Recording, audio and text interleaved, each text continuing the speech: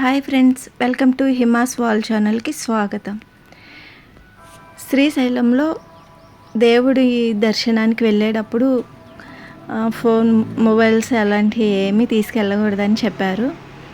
ఇంకా డార్మెంటరీలో పెట్టకూడదు కాబట్టి ఇక్కడ క్లాక్ రూమ్లో పెట్టేసి ఇంకా మేము దర్శనానికి వెళ్ళేసి వచ్చాం. మార్నింగ్ వచ్చేసరికి ఆఫ్టర్నూన్ అయింది.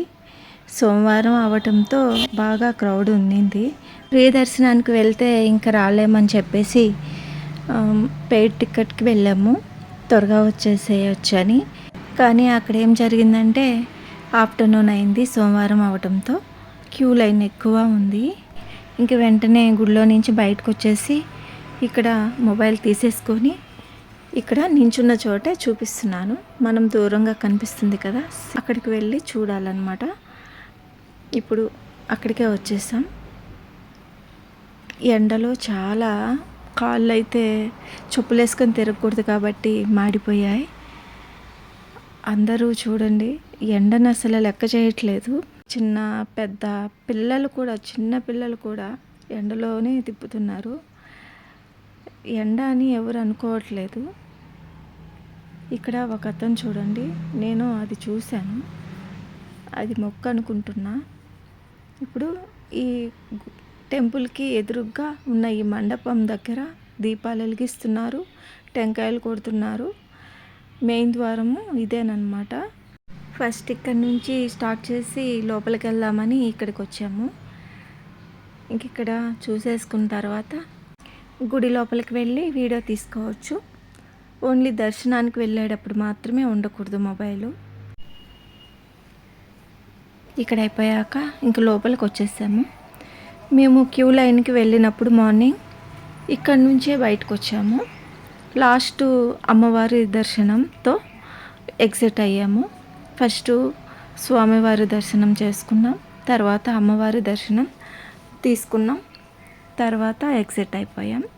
ఇక్కడే ఈ పైన పరదాలు అన్నీ వేశారు, అందువల్ల అంతా బాగా తీయలేకపోయాను. ఉగాది రావటంతో ఒక 4 days తర్వాత వెళ్ళాము. వెంటనే వాళ్ళు శ్రీరామనవమి వస్తుంది కాబట్టి కంటిన్యూ చేసినట్టున్నారు క్యూ లైన్స్ అవన్నీ. నేను ఫస్ట్ టైమే వెళ్ళాను. శ్రీశైలం ఒకసారి వెళ్ళాం, కానీ అప్పుడు మహాశివరాత్రి అవ్వటంతో అక్కడ నిలవటానికి కూడా కొంచెం కూడా స్థలం లేదు, నిలబడటానికి కూడా. ఆ విధంగా ఉండటంతో వచ్చేసాం, ప్లానింగ్ లేకుండా వెళ్ళిపోయాం. ఇప్పుడు వెళ్ళి వివరంగా చూద్దాం అనుకుంటే మళ్ళీ ఇట్లా ఉండింది. సరే, మూడోసారి ముచ్చటంగా వెళ్తే కానీ అవ్వదేమో. ఎక్కడికెక్కడ క్యూ లైన్స్ అన్నీ ఏర్పాటు చేసి ఉండటంతో రూల్స్ ఎక్కువ ఉన్నాయి.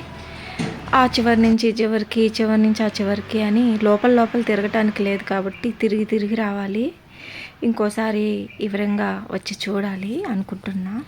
మీరు చేసే ఒక చిన్న సబ్స్క్రైబ్ నాకెంతో ఎనర్జీని ఇస్తుంది. ఇంకా మంచి వీడియోస్ చేయగలుగుతాను.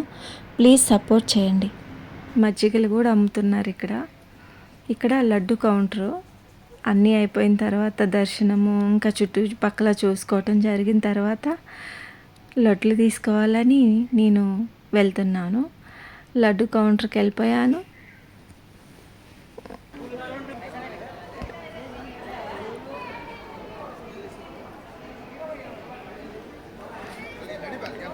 లడ్లు కౌంటర్ల దగ్గర కూడా క్యూఏ చాలామంది ఉన్నారు. అంటే ఇది మేము రెండోసారి రావడం. ఫస్ట్ సారి వచ్చినప్పుడు కొన్ని లడ్లు తీసుకున్నాం, ఇంకొన్ని తీసుకోవాలి, ఇంకెవరికన్నా ఇవ్వాలంటే సరిపోవు అని చెప్పి మళ్ళీ ఇంకా వచ్చేసాను క్యూ లైన్కి. తీసుకున్నా ఒకటన్నా, వచ్చేస్తున్నా. మీకు కూడా ఉందిలే లడ్లు, మాకు లేదా అనమాకండి. ఇక్కడ కళా వేదిక పెట్టారనమాట. అప్పుడు ఏదో ప్రోగ్రామ్ ఇచ్చినట్టున్నారు. చాలా చక్కగా చాలా పందిళ్ళు వేసి నీడ కోసం చాలా ఏర్పాటు చేశారు. కుర్చీలు కూడా ఉన్నాయి. ప్రతి దారిలో గుడి చుట్టూరు ఇలా పరదాలు ఉన్నాయి నీడ కోసం. అయినా కూడా ఎండ మాత్రం కాలు కింద పెడితే నిప్పు మీద పెట్టినట్టే. ఇంకా మేము వేరే రూట్లో వచ్చేసి ఇదంతా చూసి ఇంకా ఎగ్జిట్ అవ్వాలి అని చెప్పేసి ఇంకా లాస్ట్ ఇక్కడికి వచ్చాను. బాగా దాహం ఎక్కువ అవుతుంది, వాటర్ సరిపోవట్లేదు. ఇంకా అవన్నీ చాలక ఐస్లు కూడా తిన్నాను. నేను మామూలుగా అయితే తిన్నాను, కానీ ఇప్పుడు తినాల్సి వచ్చింది. నేనైతే అనుభవపూర్వకంగా తెలుసుకుంది ఏంటంటే, మంచి ఇలాంటి ఎండల్లో రాకూడదు. కొంచెం ఇంకొక 2 నెలలు ఆగి వస్తే ప్రశాంతంగా చూసుకోవచ్చు అని తెలిసింది. మీరు కూడా ట్రై చేయండి. ఈ విధంగా ఉందన్నమాట మేము వచ్చిన టైంకి శ్రీశైలంలో. భయం అనేది తెలియకుండా 2 వీలర్లో మంచి అడవుల మీదుగా మంచి ఎండలో ఏ విధంగా నా ప్రయాణం సాగించానో నెక్స్ట్ వీడియోలో తప్పకుండా చూడండి. ఇంకా సబ్స్క్రైబ్ చేయలేదా? సబ్స్క్రైబ్ చేసుకొని సపోర్ట్ చేయండి ప్లీజ్. లైక్ అండ్ షేర్ చేయండి. Thanks for watching.